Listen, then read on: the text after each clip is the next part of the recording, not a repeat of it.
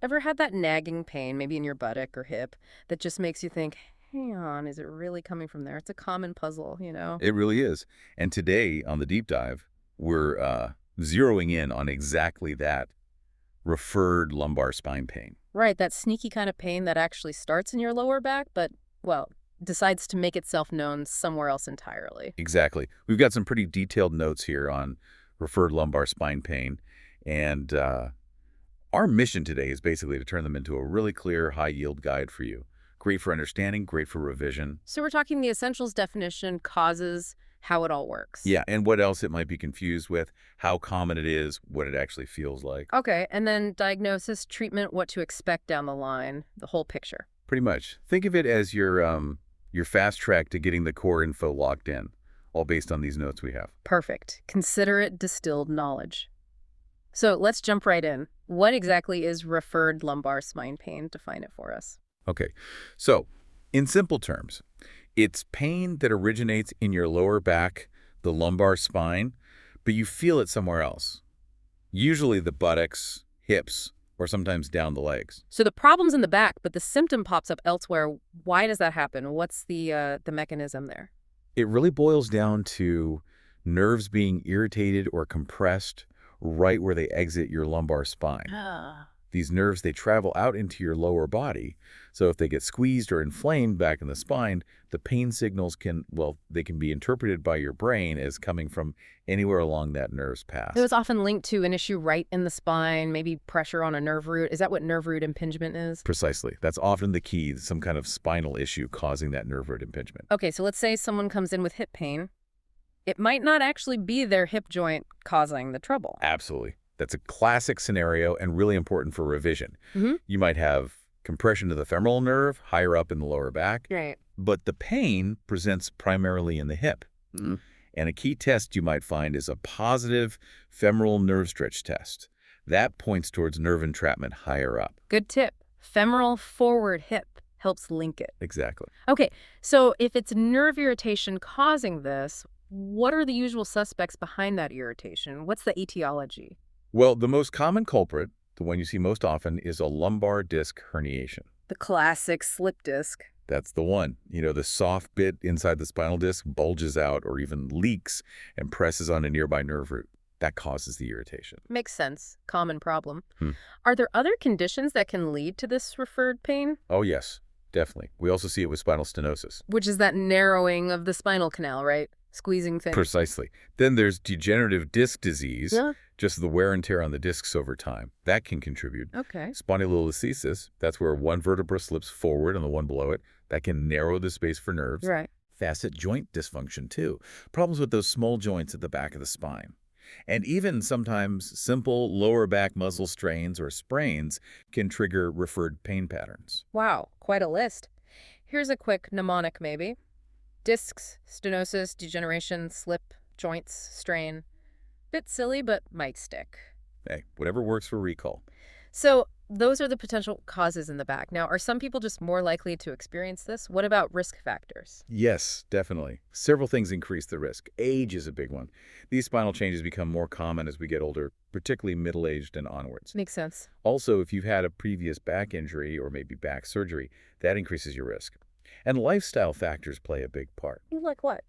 Well, a sedentary lifestyle, for instance, Mhm. not moving enough weakens the muscles that support your spine. Hmm. Poor posture is another one, puts extra strain where you don't want it. Anything else that puts people at higher risk? Obesity definitely adds extra load onto the spine. Smoking is another factor. It can affect blood flow and healing. And certain occupations, Right. Jobs that involve a lot of heavy lifting or even just sitting for really long periods, they can contribute over time. Yeah, you can picture someone maybe with a desk job, not great posture, ticking a few of those This is boxes. exactly, it often ends up. Okay, so we know what it is, who's more at risk. Let's get into how this pain actually travels. The pathophysiology. How does it work? Right. So it all comes back to those nerves we talked about, the ones getting irritated or compressed in the lumbar spine. Okay. The pain signals start there, but they don't just stay put. They travel along the nerve pathways, the ones that lead out to the buttocks, hips, or legs. And the brain reads those signals as coming from, say, the leg, even though the problem started back in the spine. That's exactly it. Your brain interprets the signal based on where that nerve ends up. The root cause is upstream, driven by those spinal issues, the disc problem, the stenosis, inflammation around the nerve, direct pressure. Even muscle tension, you mentioned. Yeah, even significant muscle tension in the lower back can sometimes contribute to irritating those nerves. Okay, so if someone presents with, say, leg pain, how do clinicians figure out if it's referred pain from the back versus a problem actually in the leg? What's the differential diagnosis process? That's a really crucial step. You absolutely have to consider and rule out other things that could cause similar symptoms. Like what? What else could it be? Well, true sciatica is a big one. That involves direct irritation specifically of the sciatic nerve, and often the pain travels further down, maybe even into the foot. That pattern can be different. Okay. You also have to think about problems within the hip joint itself, like osteoarthritis causing hip pain, Mm-hmm. or peripheral neuropathy, which is nerve damage out in the limbs. Right, so nerve issues, but not starting in the spine. Exactly. And other muscle or joint problems in the hip or leg region need considering too. It's about thinking local versus referred. Is the main issue where the pain is felt, or is it radiating from somewhere else? Sounds like some careful detective work is needed. It really is. A thorough clinical examination is paramount, checking movement, reflexes, doing specific tests to provoke or relieve the pain, trying to pinpoint the source, and then imaging often comes into play. Right. Before we get to imaging, how common is this referred pain issue? What's the epidemiology look like, say, in the UK? Well, we don't have super precise numbers just for referred lumbar spine pain, specifically in the UK. It often gets lumped under the general umbrella of back pain. And back pain itself is incredibly common. Hugely common across all age groups. It's one of the main reasons people see their GP or take time off work. We do know it tends to be more common in people with physically demanding jobs, which ties back to those risk factors like heavy lifting. Okay, so it's definitely something clinicians see a lot. Now, let's talk about what it actually feels like for the patient. The clinical presentation, key signs and symptoms. The hallmark is pain that radiates or travels. It starts in the lower back and moves into the buttocks, the hips, or down the legs. And the type of pain, does it vary? Yeah, it can. Some people describe it as sharp, maybe shooting. Others feel more of a constant dull ache or a throbbing sensation. It's quite variable. Are there specific things that tend to set it off or make it worse?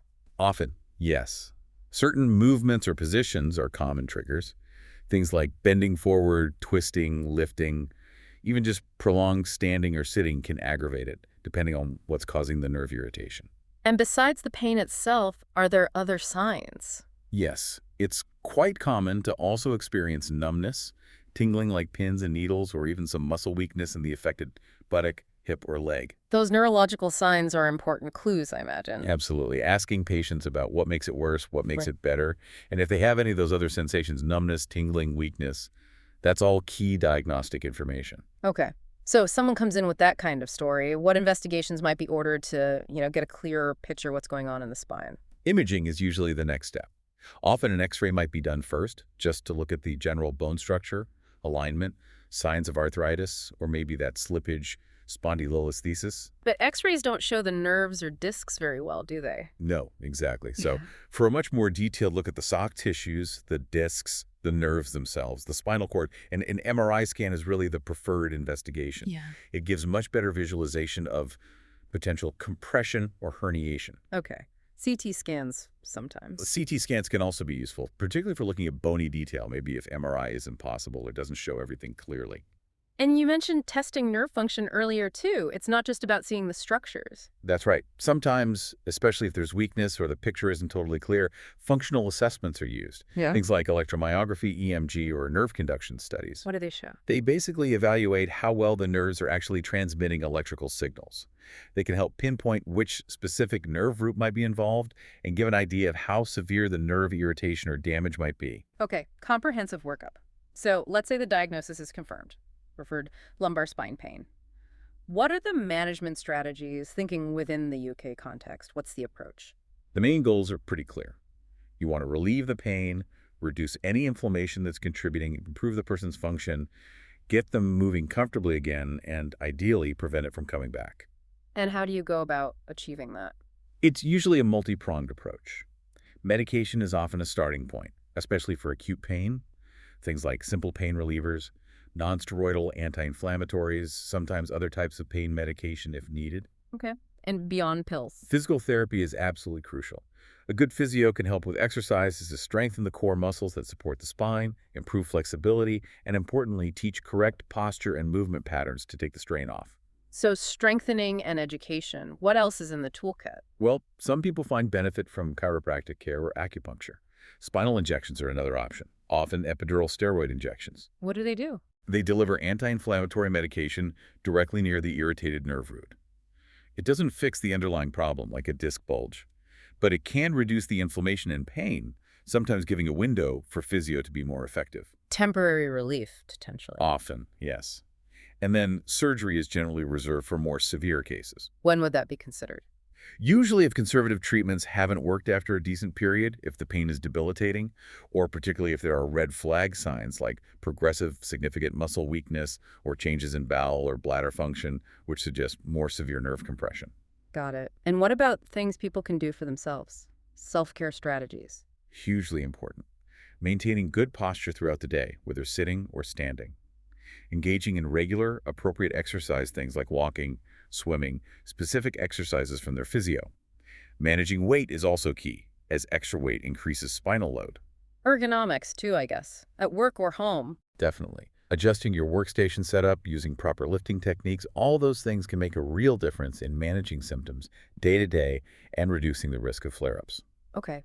So looking at the bigger picture then, what's the typical outcome? What's the prognosis for someone with referred lumbar spine pain? It really does vary quite a bit. It depends heavily on what the underlying cause is. Is it a small disc bulge or severe stenosis? Yeah. It also depends on how severe the symptoms are and, critically, how well the person responds to the treatments we've discussed. But generally speaking. Generally, the outlook is pretty positive. Hmm. The majority of people do get significant relief from their pain and see improvement in their function with the right management, especially combining things like physio and self-care. That's definitely reassuring to hear. Are there any kind of long-term considerations? Well, it is important for people to understand that for some, it can become a more chronic issue, or they might experience occasional flare-ups. All right. So ongoing attention to posture, exercise, those self-management strategies might be needed long-term, maybe intermittent check-ins with a physio or doctor. But persistent, really debilitating pain or needing surgery, those outcomes are actually relatively uncommon for most people with this condition.